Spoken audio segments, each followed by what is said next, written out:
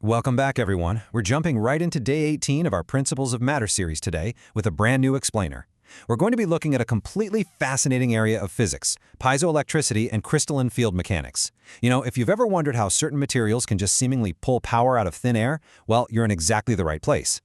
We're going to break down the mechanics behind this whole phenomenon, using our source material to really guide us through the atomic structures and the sheer math that makes it all possible. So here's the big question. How does squeezing a crystal produce real electrical voltage? Take a second to really think about the sheer visceral mystery of that concept. You literally take a hard, solid object, basically a rock, you apply physical pressure, you squeeze it, and somehow that physical mechanical action directly translates into actual measurable electrical output. It sounds like straight-up magic, right? But it's not. It's pure structural physics. And translating that pressure into a spark, that's the exact mystery we're solving today. Here's the roadmap for how we're going to break down these crystalline mechanics step by step. First, pressure into real electricity. Number 2, lattice harmonics explained. Third, dielectric polarization fields. Fourth, resonance and human bones. And finally, a look at what's next, resonant transformers. Okay, let's dive into this. Section 1, pressure into real electricity, turning physical pressure into electricity.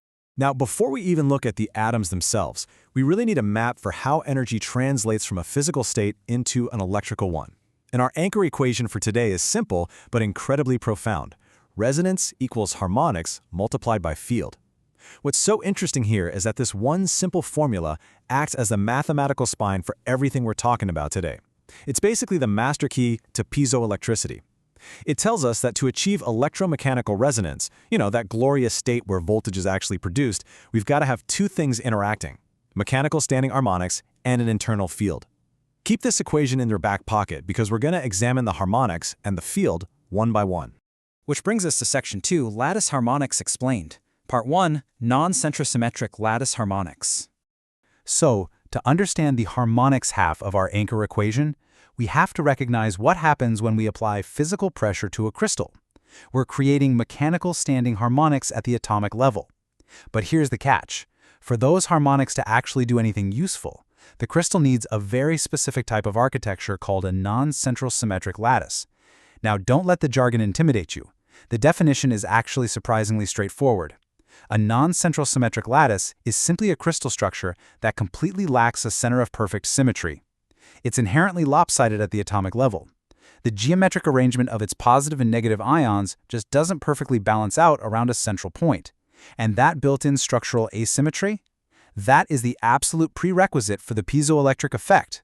And this brilliantly illustrates exactly why that asymmetry actually matters. Let's compare the two. On one side, we have your standard symmetrical lattices. If you squeeze a highly symmetrical crystal, the mechanical standing harmonics just compress the structure uniformly. The charges stay perfectly balanced and they produce absolutely no electricity, zero. But when we introduce asymmetry, the story changes entirely. When you apply physical pressure to a non-centrosymmetric lattice, those mechanical standing harmonics force the structurally uneven atomic framework to shift. Because it lacks the center of symmetry, squeezing it literally displaces the positive and negative charges away from each other. That mechanical shift in charge is exactly what opens the door to producing real voltage. Moving right along to Section 3, Dielectric Polarization Fields. Part 2, Internal Dielectric Polarization Field. All right, so we've got our mechanical standing harmonics pushing on our non-centrosymmetric lattice. Now we need to see how that physical shifting creates the field part of our formula. Remember, resonance equals harmonics times field. There's an exact logical chain reaction taking place inside the crystal here. Step 1, physical pressure is applied from the outside world, creating those mechanical standing harmonics we were just talking about. Step 2, because of those harmonics, the asymmetrical, non-centrosymmetric lattice shifts, separating the positive and negative electrical charges right there at the atomic scale. And finally, step 3, because those positive and negative charges have been forcibly shifted by that mechanical shift, an internal dielectric polarization field is instantly generated. This internal field is the electrical tension. We have officially converted mechanical pressure into a real electrical field. And this brings us to the real narrative climax of our explainer. Section 4, Resonance and Human Bones. Part 3, Electromechanical Resonance and Piezo Bone Density. So, the crucial point is that we've seen how harmonics multiply with the internal field to create electromechanical resonance. Now, it's time to take these crystalline mechanics out of the theoretical textbook and look at where this is happening right now in the real world and even inside you. Because this phenomenon, it's not just some lab trick. The applications of piezoelectricity are vast and honestly incredible. First, we have quartz. Quartz crystals are famously non-centrosymmetric, which is exactly why we use them in watches and radios. They perfectly translate pressure into precise electrical pulses. Next, we have ultrasound transducers. These devices use the exact same principles, harnessing electromechanical resonance, to emit high-frequency sound waves for medical imaging. But look at that final application. Human bone. That is a massive biological twist. Consider this for a second. Your skeleton actually acts like a quartz crystal. I mean, that is absolutely mind-blowing. The crystalline structure of the collagen inside your human bones actually forms a non-centrosymmetric lattice. So when you walk, run, or lift weights, you are applying physical pressure to your bones. That pressure creates mechanical standing harmonics. The lattice inside your bone shifts, generating an internal dielectric polarization field, which results in a tiny, real electrical voltage. And here is the kicker. Your body uses this literal electrical signal to direct calcium to the exact areas under stress, building higher bone density. You are, quite literally, a walking electromechanical energy harvester, utilizing piezoelectric resonance to reinforce your own skeleton. How cool is that?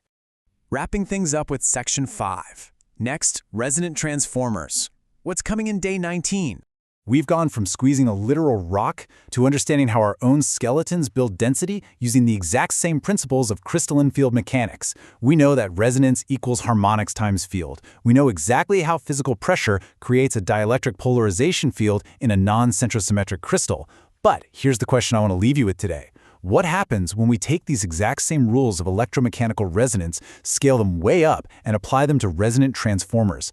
If you think squeezing a quartz crystal or a human bone is fascinating, just wait until you see what happens when we start engineering this resonance into massive electrical systems.